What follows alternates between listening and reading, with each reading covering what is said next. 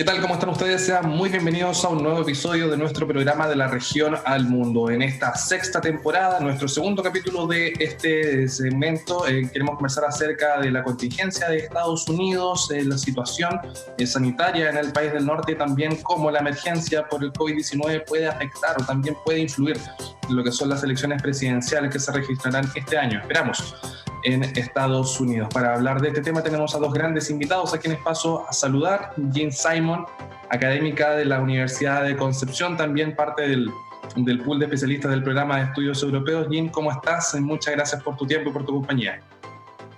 Hola Javier, hola Juan Gabriela, un gusto de ver a ustedes dos y estar acá conversando sobre el tema que nos convoca, que Estados Unidos y los desafíos que vienen con el COVID-19.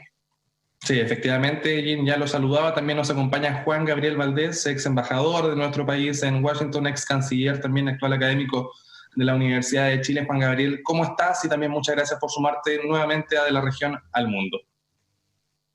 Estoy muy contento de estar con ustedes, mucho gusto de estar con Jean y saludos a todos en esa prestigiosa y querida universidad. Perfecto, bueno, comencemos, entremos en materia. No sé cómo han visto ustedes, partamos con Jim.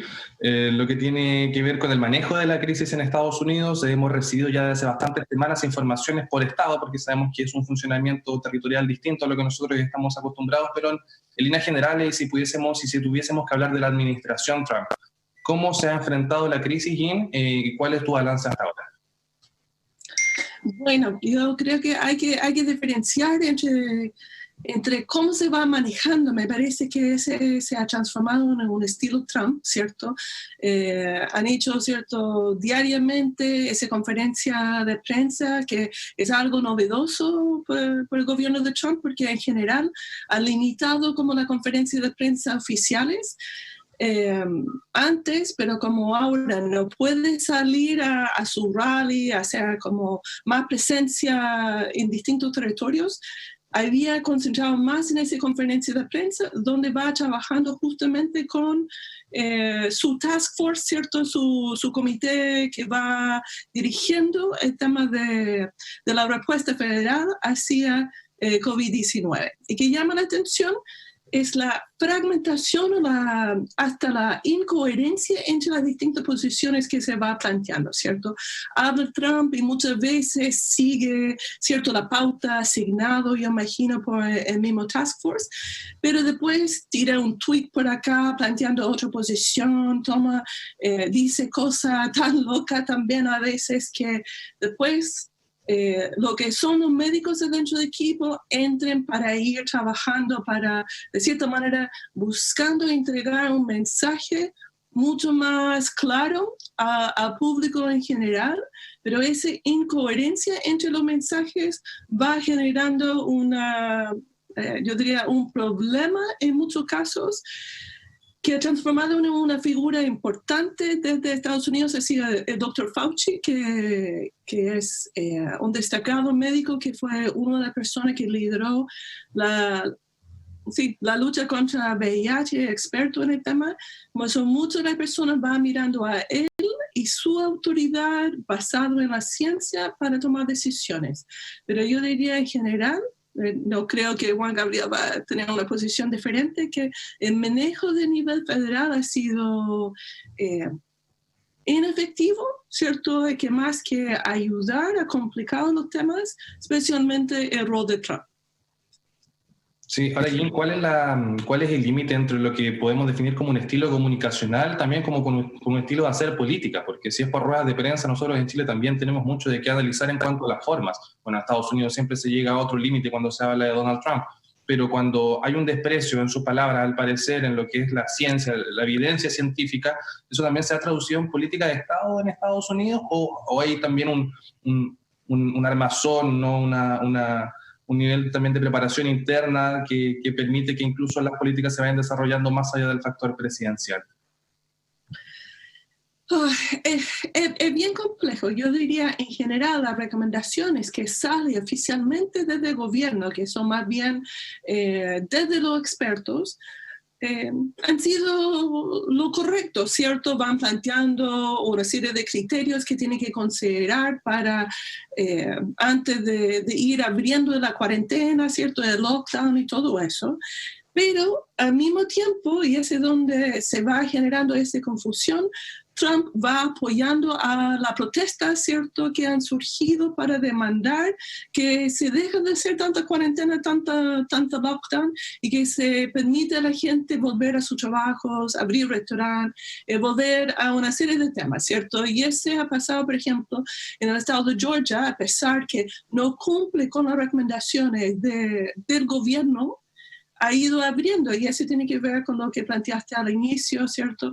Que esencialmente son los gobernadores de los estados que tienen el poder de determinar qué se puede hacer o no, o lo que no se puede hacer.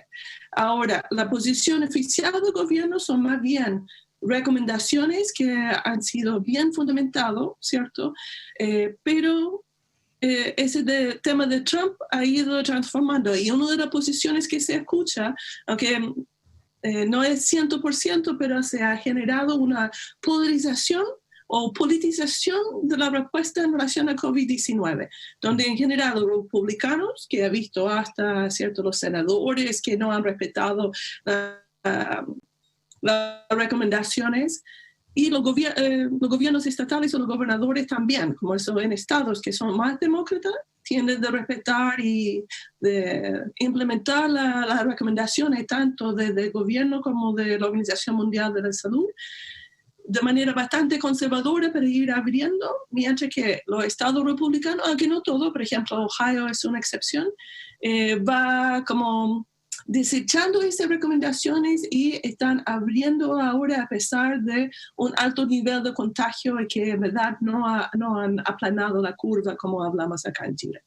Sí. Juan Gabriel, ¿cuál es tu mirada respecto a la gestión de la administración Trump frente a esta emergencia? Mira, yo no discrepo para nada con lo que acaba de decir Jean. Quiero decir que el manejo que ha hecho el presidente Trump de la pandemia es un manejo politizado que busca una ventaja personal, que tiende a sepultar de alguna manera, a disminuir el rol de la ciencia, en que sus ideas personales se transforman en un espectáculo de televisión, y por lo tanto la eficacia de su presencia en esta materia ha sido muy cuestionada. Trump durante mucho tiempo ha sido un hombre que, sin duda, más allá de lo que uno piense de él, es un individuo genio en materia del manejo comunicacional. Él se las ha ingeniado durante ya varios años para poner los temas, para cambiar temas que son fundamentales, para esconder fenómenos profundos de la sociedad americana con estallidos televisivos que llevan a la gente a distraerse y a generar atención en temas que no tienen importancia. Pero aquí, al enfrentar el coronavirus, no ha podido hacer el juego. Sin duda que el coronavirus lo llamó a un cuadro distinto, que era mucho más dramático y en que la gente necesitaba información mucho más concreta, y creo que esto ha llevado al punto del ridículo absoluto que era proponer que la gente se inyectara agua cuba, como decíamos antes aquí, claro. Es decir, cloro, para poder limpiar la sangre, y otras cosas que le han llevado a un cuadro de retroceso político y de preocupación incluso por razones electorales en su partido republicano. Pero hay otras dimensiones que a mí me gustaría mencionar y que son más complejas y también más polémicas. Estados Unidos ha sido durante los últimos 80 años, 70 años, el principal país del mundo. Es un país que tiene un desarrollo tecnológico gigantesco, que tiene la mayor concentración de científicos en el mundo, que tiene una cantidad de médicos prominentes muy superior en términos de número al resto del planeta, y que tiene una conocida eficacia en el manejo de las cosas. Resulta que aquí lo que hemos visto es un cuadro de decrepitud, porque la verdad es que en el terreno local, en el terreno regional, en el terreno de los estados, se han visto cosas que no se sospechaban. Cuando uno ve a médicos y enfermeras solicitando por internet con desesperación que les den suministros médicos porque no tienen. Cuando uno ve, ¿no es cierto?, situaciones en las cuales hay materiales esenciales Ayer estaba leyendo en alguna parte que esos paños absorbentes que se requieren para curar cualquier herida están en escasez en Estados Unidos. Y al mismo tiempo, habiendo habido tiempo para producirlo, no se produjeron cuando se debían producir y cuando ya la amenaza estaba encima de la mesa. Naturalmente que Estados Unidos ha tenido una falla estructural en el manejo de esta pandemia y se ha transformado además en el foco del mayor incendio en materia del desarrollo de la crisis en el mundo, y está fallando igual que todos los demás, o está fallando incluso más que los demás. Hoy día mismo el New York Times informa que el número de muertos estadísticamente es muy superior a lo que se ha informado, vale decir, existe hoy día un número de las muertes sobre lo normal en los estados que supera por mucho lo que los estados han informado como las pérdidas por el coronavirus. Voy a dar un dato. En New Jersey, por ejemplo, ha habido un 172% de muertes sobre lo normal.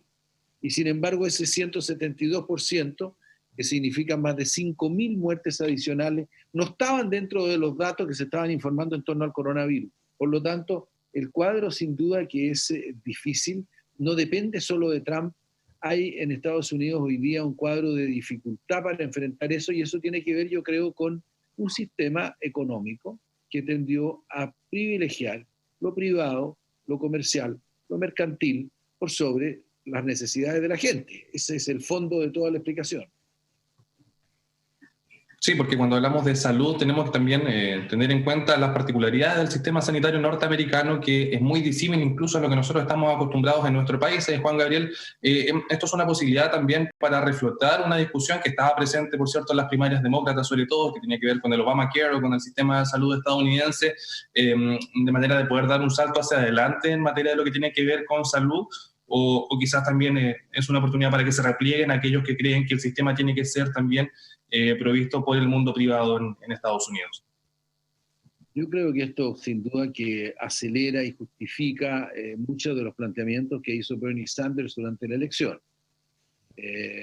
Naturalmente que esto también puede generar dificultades al interior de la oposición a Trump, porque naturalmente que al ver los partidarios de Sanders, que como se sabe no ganaron la primaria o las primarias, y Sanders no va a ser candidato, pero al darse cuenta sus partidarios de lo justo que es el tipo de planteamiento que estaban realizando y de cómo estos planteamientos pueden quedar marginados de los planteamientos que haga Biden como candidato demócrata, puede haber una división al interior del Partido Demócrata que solo ayude a Trump.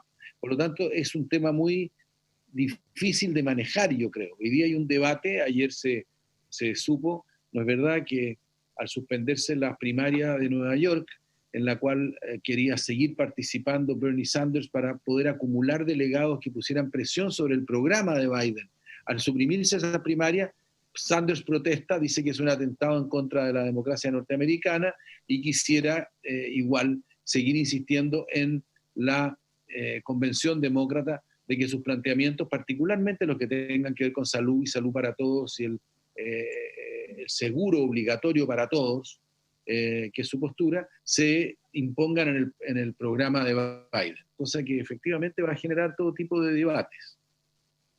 Sí, Jim, cuando Donald Trump anuncia que se resta del financiamiento a la OMS, ¿está haciendo campaña presidencial o está afrontando también de su forma particular lo que es la crisis del coronavirus? ¿Cuál es tu mirada frente a ese hecho en particular? Que no nos sorprende, porque si bien hay un desprecio al multilateralismo que ya se viene registrando hace bastante tiempo en lo que tiene que ver con la administración Trump, pero tiene que ver con lo que planteaba Juan Gabriel, no sé si eso lo ves tú, de estar haciendo política interna y estar haciendo campaña a partir de lo que es esta crisis.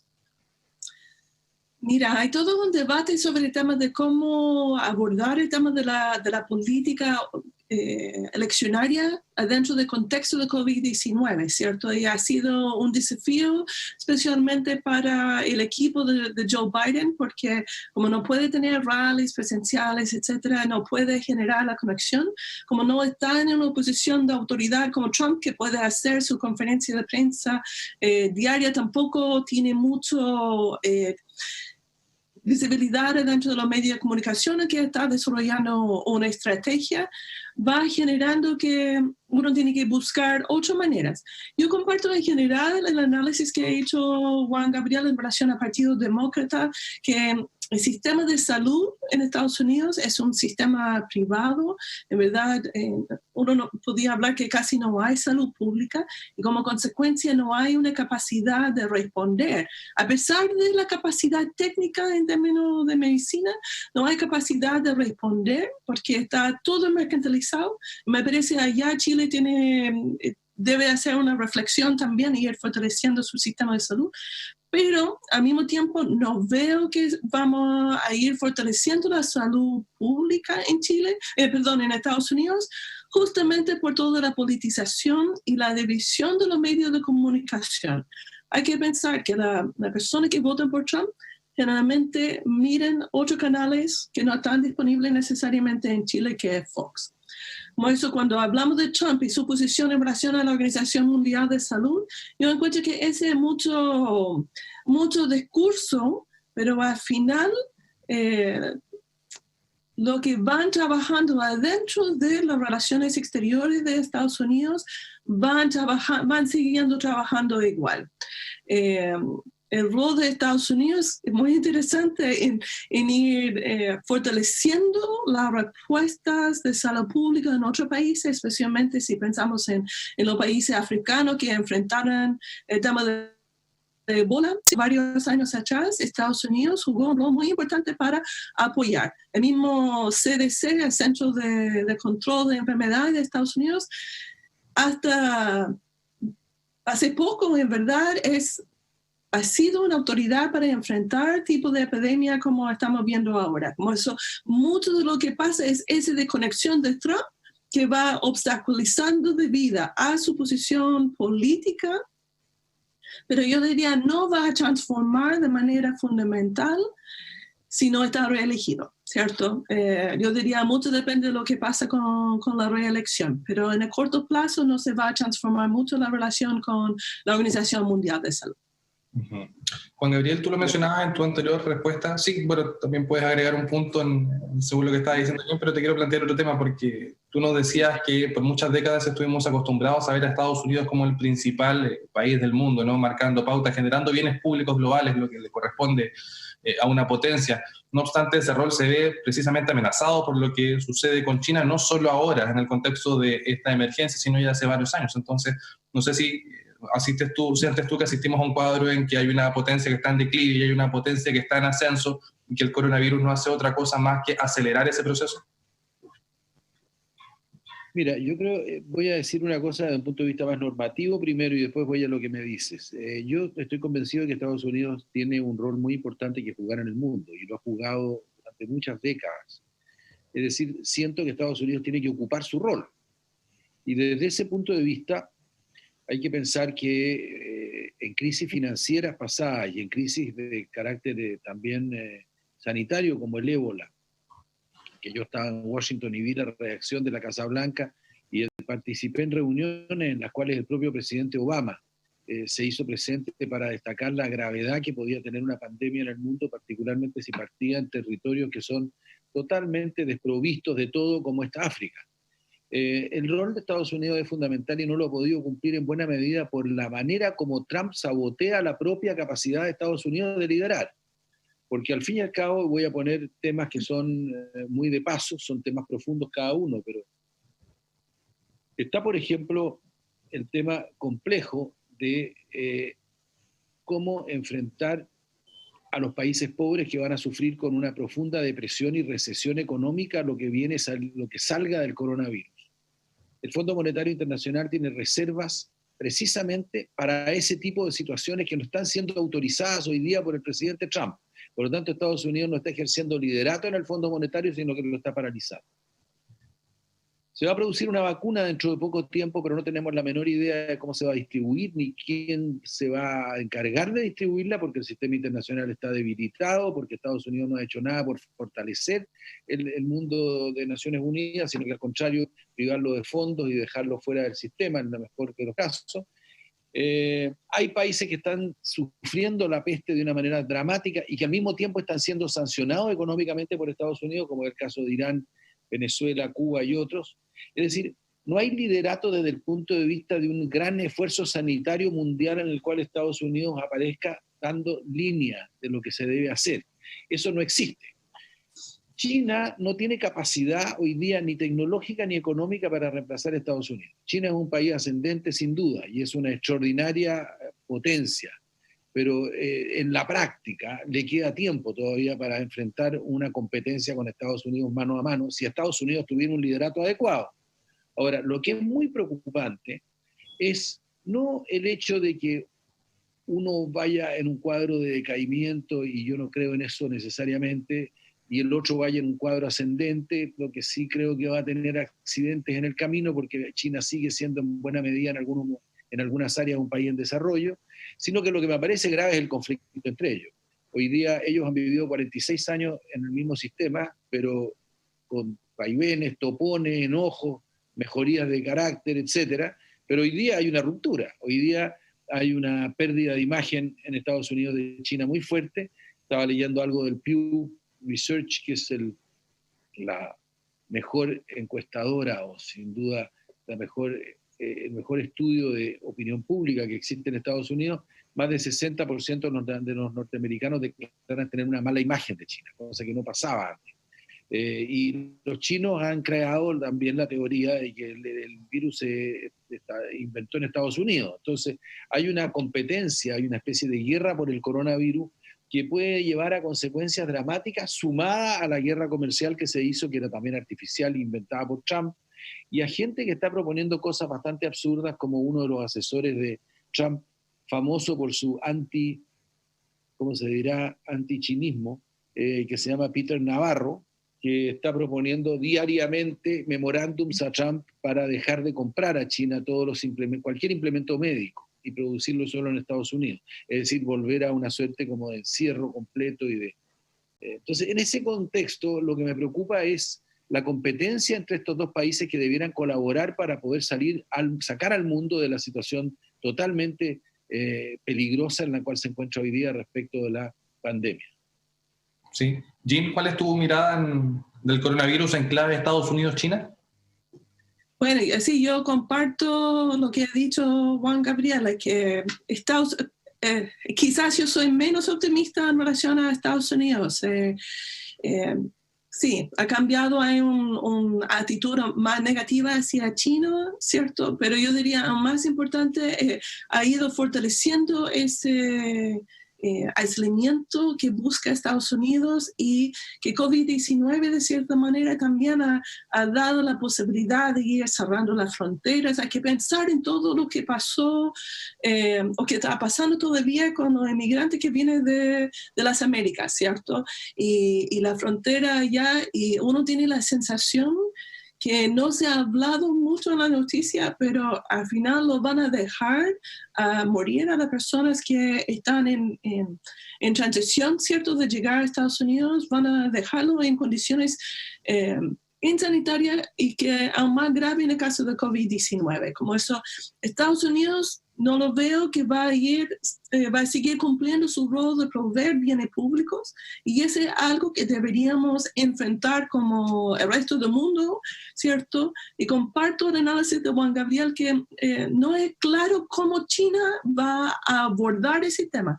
Y ese puede ser complicado para un mundo que enfrenta cambio climático, otros desafíos que requieren una coordinación entre países, y una coordinación liderado por las principales economías que ha sido Estados Unidos. Y no tengo claro si la Unión Europea puede cumplir ese rol. Yo encuentro que no necesariamente, y temo que puede ser que Rusia, Estados Unidos en su visión de ser muy conflictiva hacia organizaciones multilaterales, va a ir destruyendo el sistema que se ha construido después de la Segunda Guerra Mundial. Esa es como una visión como más, no sé, aterrador. Ojalá que algo pase en las elecciones presidenciales y se va generando un cambio, pero yo encuentro que Trump, o la elección de Trump, ha dejado una marca en Estados Unidos y difícilmente vamos a volver a ser el país que fuimos antes, ¿cierto? Con todo su bueno y malo, porque yo diría que hay que reconocer también que Estados Unidos no siempre ha actuado pensando en el bien del planeta. Sí. Juan Gabriel, a propósito de lo que dice Jean y en clave ya eleccionaria, ¿es esta emergencia y es también la gestión de Donald Trump quizás la gran oportunidad del mundo demócrata de Joe Biden de poder hacerse de la elección presidencial? Mire, yo no tengo ningún cargo público hoy día y por lo tanto me puedo expresar con toda franqueza. Yo pienso que de lo que se trata es de poner decencia en la Casa Blanca, o establecer la decencia esencial de la presidencia de Estados Unidos. Por lo tanto, no me cabe la menor duda que Biden expresa una esperanza que va más allá de sus propias políticas públicas. Expresa lo que puede significar darle a la institucionalidad norteamericana la dignidad que ha perdido. Ahora, esa situación tampoco es una gran solución a los problemas que estamos enfrentando hoy día. Si uno mira la campaña electoral norteamericana, se va a dar cuenta, por ejemplo, que el discurso anti-chino de Biden es tan duro o más duro que el de Trump. Y en definitiva los dos parecen estar compitiendo sobre cuál es más duro con China, lo que es un camino sin duda estéril y no lleva a ninguna cosa. Entonces, creo de que aquí hay un cuadro de gran revisión de lo que Estados Unidos va a hacer. No siento que Biden, a quien tuve la suerte de conocer y apreciar como persona, incluso una vez tuve que representarlo en Haití, en una situación bien especial. Pero en fin, eso sería para otra entrevista y en otro momento. Pero lo que sí puedo decir es que Biden, siendo una persona extraordinariamente decente y creo que una persona que tiene las mejores intenciones, está enfrentando un país que está confuso sobre el rol que tiene que tener en el mundo. Y es un debate que está abierto. En esa materia, esto nos afecta. Por ejemplo, la política hacia América Latina hoy día es una política extraordinariamente confusa y sin ningún tipo de conducción real. Es muy parecido a lo que Jean decía al principio sobre la manera como se ha manejado el coronavirus. Todo se maneja de manera confusa mediante twitters y mediante expresiones de voluntad que en realidad a veces ni siquiera responden a lo que se piensa hacer. Entonces, claro, Estados Unidos durante las últimas semanas ha enviado una flota al Caribe con la supuesta intención de controlar el tráfico de droga, pero que todos sabemos está vinculado a una amenaza directa al régimen de Maduro. Por otro lado, declaró y propuso formalmente un tipo de transición democrática en Venezuela que no está consultada aparentemente ni es apoyada por ningún grupo interno venezolano. Y por último, por si fuera poco, declaró narcotraficante a toda la dirección del Estado venezolano, con lo cual pasan a depender del Ministerio del Departamento de Justicia. Entonces, en ese cuadro, un diálogo interno de cualquier naturaleza, sea político o no sea política, por ejemplo, un diálogo humanitario sobre la grave situación que tiene Venezuela bajo la dictadura de Maduro, para enfrentar el problema del hambre y enfrentar la carencia absoluta de bienes, de productos médicos a la cual ha conducido la manera irresponsable como se ha manejado ese régimen.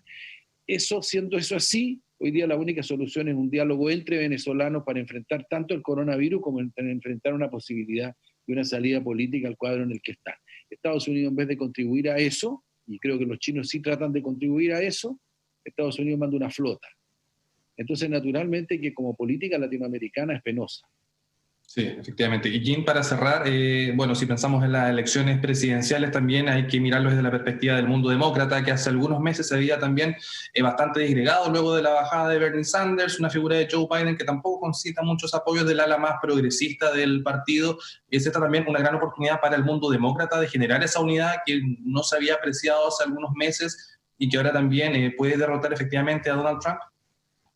Aunque yo diría que el mundo demócrata ha ido hacia la unidad. Hay que pensar que una vez que salió cierto tema de COVID-19 fuerte en Estados Unidos, Sanders baja, ¿cierto? Para evitar problemas que se podían generar con las primarias y la gente saliendo a votar, a pesar que tuvieron que hacer en algunos estados. Y por lo que yo entiendo, no es Sanders ni su equipo que están cuestionando a Biden, sino son como mucho de su apoyo popular, ¿cierto? Que no necesariamente apoyo. Y ese puede generar un problema muy importante porque es fundamental para los demócratas que salgan a votar todos los demócratas y que voten por Biden y no por Trump, y que no haya una división del voto allá. Segundo, yo diría, igual ha dado la posibilidad de ir construyendo una posición que informan en la noticia en Estados Unidos es que Biden está armando esencialmente un gobierno en la sombra para poder, cuando llega el momento que va a ser presidente, como su estrategia, puede entrar de manera inmediata y poner en acción un plan para ir abordando tanto el tema económico, la crisis económica que ya viene, ¿cierto?, sí, ya viene, como también la crisis sanitaria.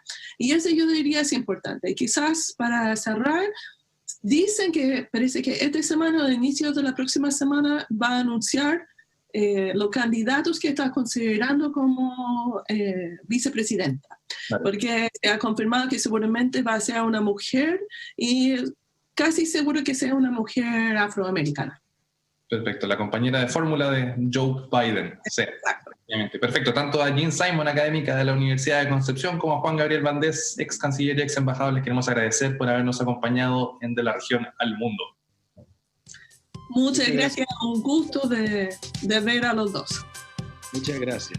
Efectivamente, bueno, nos volvemos a encontrar en un próximo capítulo, tanto con nuestros invitados, también con ustedes. Recuerde, todas las semanas de La Región al Mundo, el análisis internacional, la revisión de las principales noticias, siempre con el apoyo del Programa de Estudios Europeos de la Universidad de Concepción. Hasta pronto.